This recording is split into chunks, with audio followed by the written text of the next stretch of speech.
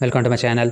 आज की वीडियो में मैं आपको बताने वाला हूं कि अगर आपके पास व्हाट्सएप में वीडियो कॉल की कुछ इस तरह की प्रॉब्लम आ रही है कि जैसे आप कॉल को आंसर करते हैं तो आपकी वो कॉल कट हो जाती है।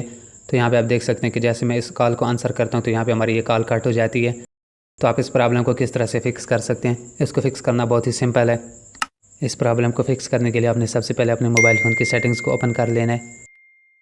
सेटिंग्स ओपन करने के बाद आपको यहाँ पे ऐप या ऐप मैनेजर का ऑप्शन मिल जाएगा, तो आपने इसको ओपन कर लेना है।